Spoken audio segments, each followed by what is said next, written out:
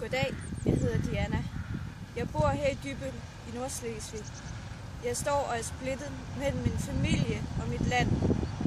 I min familie er vi meget nationalliberale, i hvert fald på min fars side. I min mors familie er vi helstatsmænd, det vil sige, at vi ønsker at have Slesvig og Holsten og Lauenborg samlet, som det er med kongeriget. Det har skabt problemer, både i familien, men også i hele landet. De er i gang med at opruste omkring os. Preusserne er i gang. De kommer væltende ind over grænsen.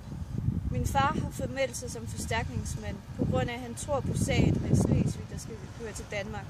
Min mor derimod vil gerne høre til Holsten og Lauenborg, og derved være med i det tyske rige. Vi ved ikke, hvem vi er, hvor vi hører til, eller hvad vi skal. I morgen ved vi ikke, hvem vi hører med, og hvem vi ikke hører med. Vi ved ikke, om vi er dansk eller tysk eller preussisk.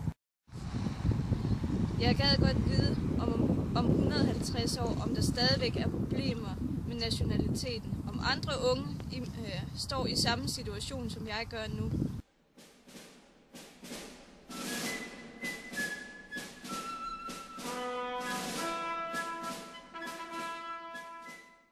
Mathias, kan du fortælle os lidt om, hvem du er? Ja, mit navn er Mathias Johansen. Jeg er 27 år gammel. Jeg er tysk statsborger og bor i Flensborg.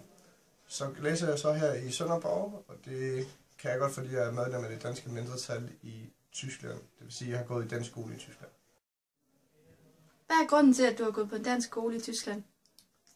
Ja, grunden til det er sådan set, at mine forfædre de har haft danske rødder, og i vores familie vil man gerne vedligeholde det danske sprog og de danske traditioner sådan set. Så det er derfor, jeg har gået i dansk skole og dansk børnehave. Har du lagt mærke til nogle kulturelle forskelle imellem de danske og tyske skoler? Ja, der er store forskelle.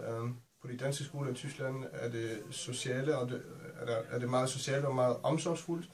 Hvorimod på de tyske skoler er der mere distance mellem læreren og selve eleven, fordi de for eksempel skal kalde læreren for sie, hvilket betyder de. Du ikke har bosat dig i Danmark, og kunne du finde på det? Grunden er sådan set det, at selvom jeg lever den danske kultur, og jeg også godt kan lide den, så føler jeg mig dog mest tysk, fordi det er min modersmål, og jeg føler mig mest hjemme i Tyskland.